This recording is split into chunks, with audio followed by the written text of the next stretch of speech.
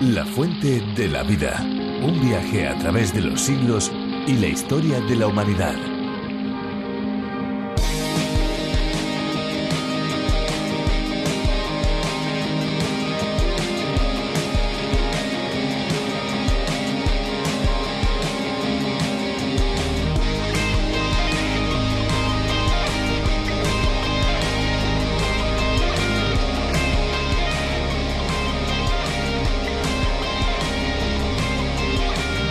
Existen curiosidades que de no experimentarlas no se podrían creer, como por ejemplo que el mecanismo de la sed es tan débil que con frecuencia el 37% de los seres humanos lo confunde con el hambre. Un descenso de tan solo un 2% de agua en el cuerpo puede causar pérdida momentánea de memoria, dificultad con las matemáticas básicas y problemas al enfocar la vista sobre una pantalla de ordenador o sobre una página impresa.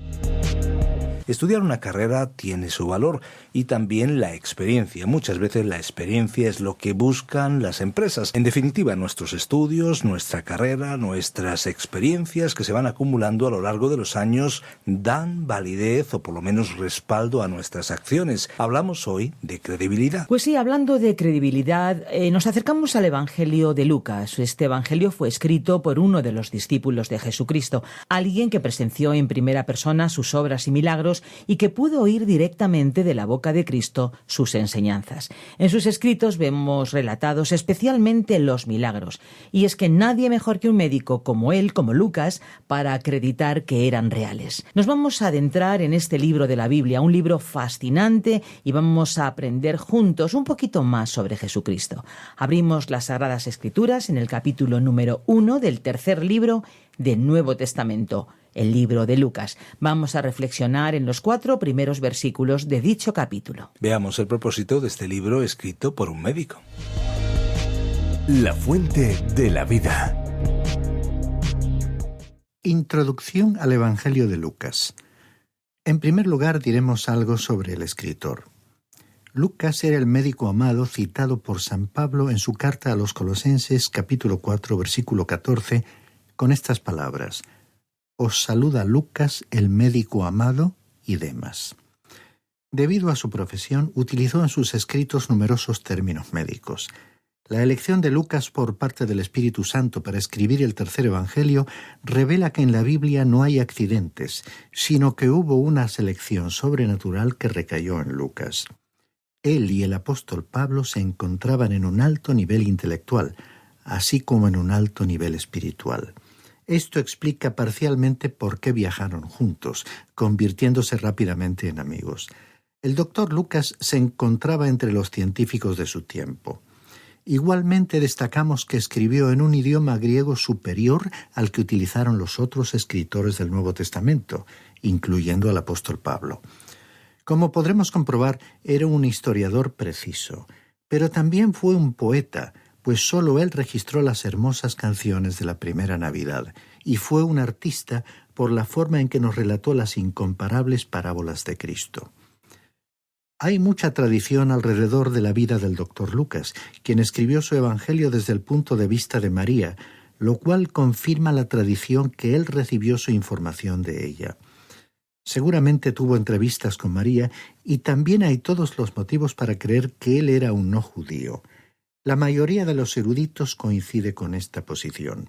San Pablo, en el 4º capítulo de su ya citada carta a los Colosenses, distingue entre aquellos que eran de la circuncisión, es decir, judíos, y los otros que evidentemente eran gentiles o no judíos, entre los cuales mencionó a Lucas.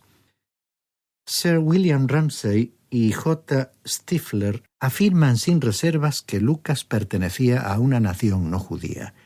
Esto le convierte en un personaje interesante para los que, utilizando ese término del Nuevo Testamento, nos llamamos gentiles. Recordemos que Lucas escribió el libro de los Hechos, donde nos enteramos que él fue un compañero del apóstol Pablo. En los Hechos, capítulo 16, versículo 10, hablando del apóstol, dijo: «Cuando vio la visión, enseguida procuramos partir para Macedonia». Estuvo con Pablo en el segundo y, según creo, en el tercer viaje misionero. A partir del citado versículo escribió en primera persona del plural, en la sección llamada Nosotros del libro de los Hechos. Antes de ese versículo 10 escribía en tercera persona. Así que podemos concluir que desde los Hechos capítulo 16, Lucas estuvo con Pablo en ese viaje histórico a través de Europa.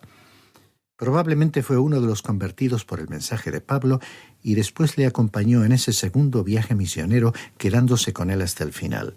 Cuando Pablo estaba escribiendo su segunda carta a Timoteo, por cierto, su carta de despedida, en el capítulo 4 y versículo 11 dijo: «Solo Lucas está conmigo». Todo ello explica por qué Pablo le llamó el médico amado. Diremos algo en cuanto al tema de este evangelio. Jesús es el segundo Adán, pero el último Adán. El apóstol Pablo dijo en 1 Corintios capítulo 5, versículos 45 y 47. Así también está escrito: fue hecho el primer hombre, Adán, alma viviente. El postrer Adán, espíritu que da vida. El primer hombre es de la tierra, terrenal. El segundo hombre, que es el Señor, es del cielo. Dios estaba creando hombres como Jesús. Dijo el apóstol Juan en su primera carta, capítulo 3, versículo 2. Amados, ahora somos hijos de Dios, y aún no se ha manifestado lo que hemos de ser, pero sabemos que cuando Él se manifieste, seremos semejantes a Él, porque le veremos tal como Él es. En consecuencia, Jesucristo es el llamado segundo hombre, porque habrá un tercero, un cuarto y un millonésimo. Sin embargo, Él es el último Adán. No habrá otra cabeza de la raza humana. Jesús fue hecho igual en todo a sus hermanos, como dice la carta a los Hebreos, capítulo 2, versículo 17, para que sus hermanos pudiesen ser hechos como Él. Ahora diremos algo en cuanto al propósito de este evangelio. Al final del siglo XIX, surgió una ola de escepticismo que se extendió por toda Europa y las Islas Británicas. Había un desencanto y una desilusión como reacción al optimismo producido por la era victoriana. En los sectores moderados surgió una rebelión contra ello que impulsó a muchos especialistas a comenzar una investigación más seria de la Biblia, que había sido como una guía de referencia en la era victoriana. En un principio fueron escépticos. Entre ellos se encontraba un joven erudito brillante de Cambridge llamado William Ramsay. Era un agnóstico y quiso refutar la exactitud de la Biblia. Sabía que Lucas había escrito un relato histórico de Jesús en su Evangelio y que había escrito sobre los viajes misioneros de Pablo en el libro de los Hechos. También sabía que todos los historiadores cometían errores y que muchos de ellos mentían. Los autores Will y Ariel Durant, que pasaron 40 años estudiando 20 civilizaciones que abarcaban un período de 4.000 años, en su libro titulado Las lecciones de la historia, pronunciaron la siguiente declaración: nuestro conocimiento del pasado es siempre incompleto, probablemente inexacto, oscurecido por evidencias ambivalentes e historiadores parciales, y quizás distorsionado por nuestras propias lealtades patrióticas o religiosas. La mayor parte de la historia consiste en conjeturas, y el resto son prejuicios. Puede decirse con seguridad que esta era también la actitud de Sir William Ramsay, cuando fue como arqueólogo a Asia Menor para refutar al Dr. Lucas como historiador. Siguió cuidadosamente el trayecto de los viajes de Pablo y realizó un estudio completo de Asia Menor. Llegó a la conclusión de que Lucas no había cometido ni una sola inexactitud histórica. Este descubrimiento impulsó a William Ramsay a convertirse en un creyente, habiendo escrito posteriormente algunos libros excelentes sobre los viajes de Pablo y sobre las iglesias de Asia Menor. El Dr. Lucas escribió su Evangelio con un doble propósito. En primer lugar, tenía un propósito literario e histórico. De los 4 evangelios, el de Lucas constituye la narración histórica más completa. Contiene referencias de mayor alcance sobre instituciones, costumbres, geografía e historia de ese período que las encontradas en cualquiera de los otros evangelios. En segundo lugar, su propósito era espiritual. Presentó a la persona de Cristo como el perfecto hombre divino y el Salvador del mundo. Jesús era Dios manifestado en un cuerpo físico. Ahora veremos una comparación con los otros evangelios. Mateo enfatizó que Jesús nació siendo el Mesías. Marcos enfatizó que Jesús era el siervo del Señor. Lucas recalcó el hecho de que Jesús era el hombre perfecto. Y Juan presentó el hecho de que Dios se convirtió en un hombre. Sin embargo, resulta interesante observar que Juan no efectúa en su obra una aproximación científica. El doctor Lucas afirmó que había examinado a Jesús de Nazaret, habiendo llegado a la conclusión que Jesús era Dios. Llegó a la misma conclusión que Juan, pero su procedimiento y técnica fueron diferentes. Mateo presentó al Señor Jesús como el Mesías, Rey y Redentor. Marcos presentó a Cristo como el poderoso conquistador y gobernante del mundo y como el siervo perfecto. Juan presentó a Cristo como el Hijo de Dios. Lucas presentó al Hijo de Dios perfecto y divino como nuestro gran sumo sacerdote, que se compadece de nuestras debilidades, capaz de extendernos su ayuda, misericordia y amor. Veamos ahora el marco histórico. Lucas escribió a sus compatriotas, así como Mateo escribió para los suyos. Lucas escribió para la mentalidad griega y para la comunidad. Lucas escribió para la mentalidad griega y para la comunidad intelectual. En el IV siglo a.C., los griegos ocuparon el horizonte de la historia con el despliegue más brillante de genio humano que el mundo jamás había contemplado. Fue llamada la época de Pericles, correspondiente al periodo de la prominencia intelectual y material de Atenas. Los griegos intentaron perfeccionar la humanidad y desarrollar el hombre perfecto. En el ámbito físico, ese intento puede verse reflejado en obras tales como las estatuas de Fidias, así como en el ámbito intelectual. Se esforzaron por lograr un ser humano hermoso y racional. Las obras literarias de Platón, Aristóteles, Homero, Sófocles, Eurípides, Aristófanes y Tucídides estaban orientadas hacia la creación de una figura del hombre perfecto, procurando obtener el hombre universal. Los griegos concibieron a sus dioses con semejanza humana. De hecho, sus dioses eran proyecciones del ser humano. Las magníficas estatuas de Apolo, Venus, Atena y Diana no tenían nada que ver con las horribles representaciones del paganismo oriental. Deificaron al hombre con sus cualidades nobles y bajas pasiones. Otros dioses griegos fueron Pan, Cupido, Baco, el dios del vino y la fiesta, y Afrodita. No todos sus dioses eran bondadosos. Algunos eran vengadores para completar su proyección de la humanidad. Alejandro Magno difundió esta interesante cultura, idioma y filosofía por todas las tierras que conquistó. El griego se convirtió en un idioma universal. En Alejandría, en Egipto, el Antiguo Testamento fue traducido al griego en una traducción conocida como la Septuaginta. Fue una de las mejores traducciones disponibles del Antiguo Testamento. El Nuevo Testamento fue escrito en griego, y así fue como este idioma proporcionó el vehículo para la expresión y comunicación del Evangelio a toda la humanidad. Ha sido el idioma más adecuado para expresar un hecho y transmitir un pensamiento. Aun cuando la cultura, el idioma y la filosofía griegos fueron los que alcanzaron en aquella época un desarrollo más notable, los griegos fracasaron en su empeño de perfeccionar la humanidad. No encontraron esa utopía, nunca llegaron a los campos elíseos y perdieron de vista el ámbito espiritual. Este mundo se convirtió en su hogar, en su lugar predilecto, en su aula de estudios, en su taller y en su tumba. El doctor Robertson dijo de los griegos: cuanto más se unieron a este mundo, más se convirtió lo invisible en un mundo oscuro. Por tal motivo, los griegos hicieron una imagen dedicada al Dios desconocido, y cuando el apóstol Pablo les predicó el Evangelio en Atenas, comenzó con ese tema. Los atenienses cultos eran escépticos y calificaron a Pablo como un charlatán, burlándose de él mientras procuraba comunicarles la verdad. Pablo declaró que para los griegos el Evangelio era una locura, pero también escribió para la mentalidad griega. Les dijo que eran ciudadanos del mundo sin Dios y sin esperanza. Esta era pues la verdadera imagen de los griegos. Pero Pablo también les dijo que cuando llegó el momento oportuno de la historia, Dios envió a su Hijo al mundo, nacido de una mujer bajo la época de la ley, y que aquel Hijo de Dios había muerto por ellos.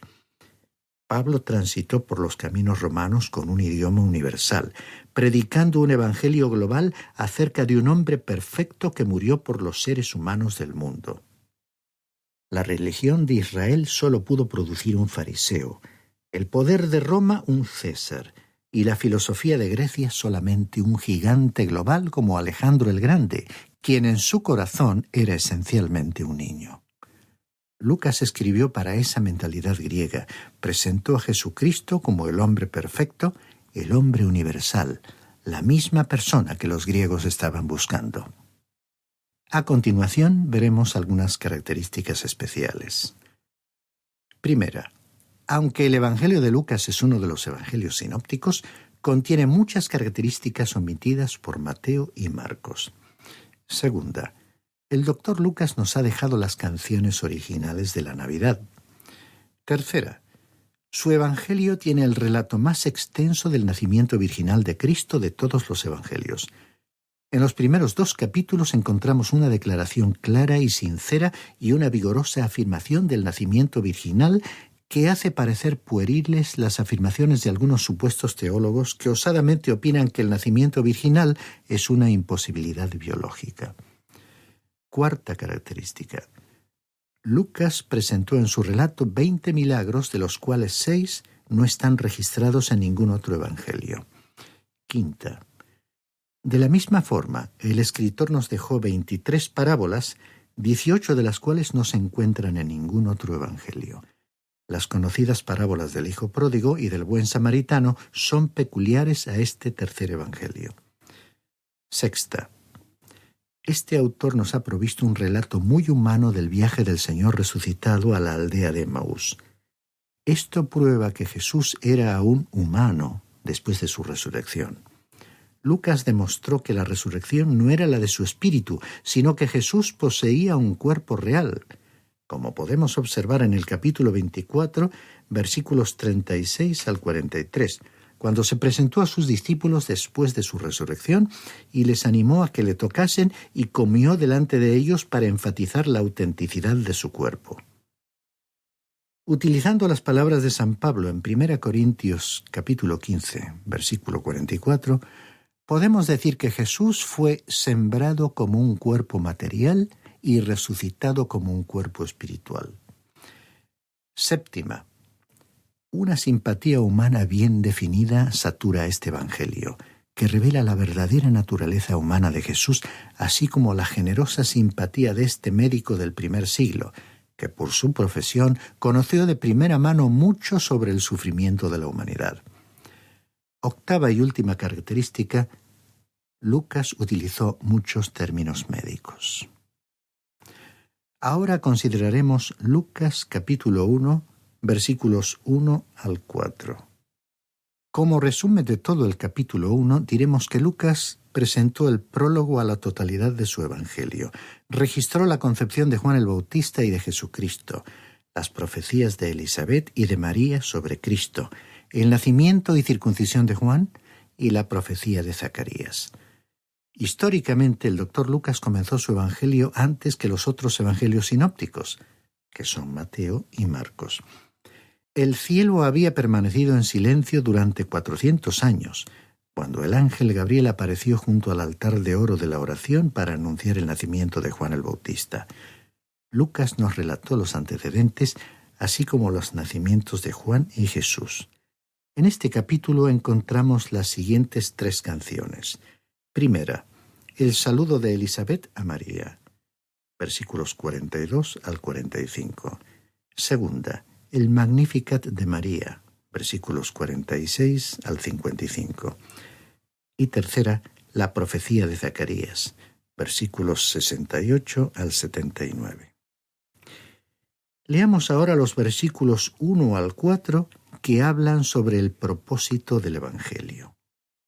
Puesto que ya muchos han tratado de poner en orden la historia de las cosas que entre nosotros han sido ciertísimas, tal como nos las enseñaron los que desde el principio las vieron con sus ojos y fueron ministros de la palabra, me ha parecido también a mí, después de haber investigado con diligencia todas las cosas desde su origen, escribírtelas por orden, excelentísimo Teófilo, para que conozcas bien la verdad de las cosas en las cuales has sido instruido.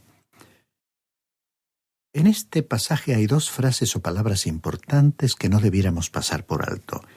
La primera es la que aquí se traduce como «los que las vieron con sus propios ojos», y en otras versiones como «testigos oculares», y que corresponde a la palabra griega autoptai, formadas por los términos auto, que significa aquello que existe por sí mismo, y opsomai, que significa ver. También es un término médico que significa realizar una autopsia. La segunda palabra importante utilizada por Lucas es ministros, del griego huperatai, que en un hospital se refiere a un interno. Lo que Lucas estaba diciendo era que todos ellos eran simplemente trabajadores internos a las órdenes del gran médico. El doctor Lucas nos estaba explicando que como médico y especialista hizo como una autopsia, un profundo examen de los documentos de aquellos que habían sido testigos.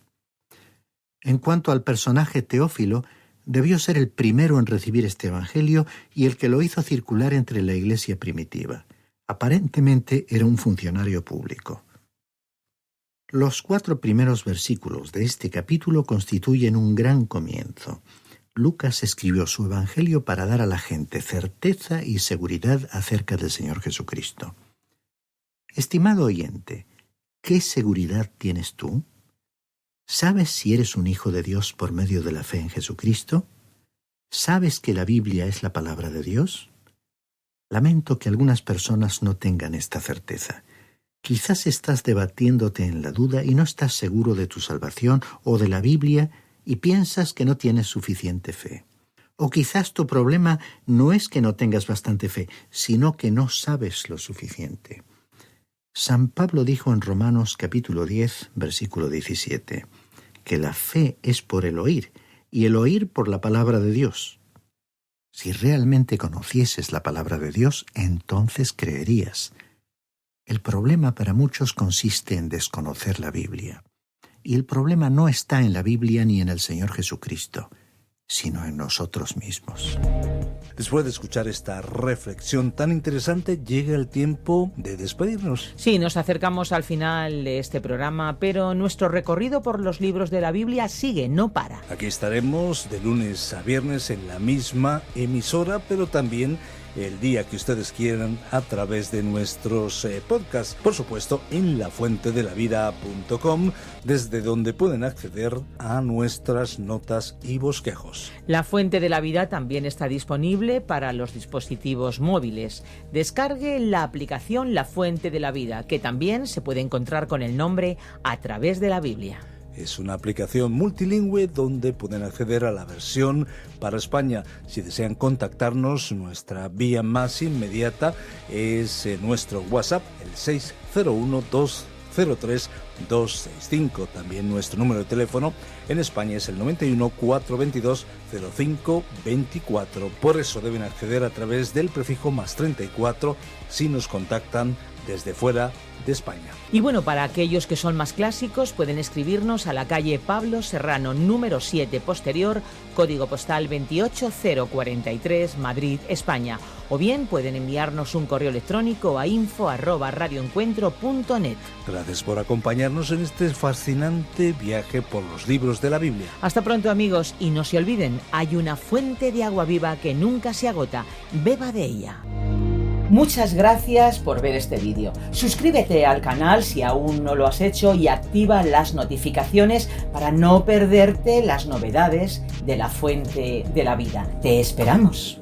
Este ha sido un programa de Radio Transmundial producido por Radio Encuentro, Radio Cadena de Vida.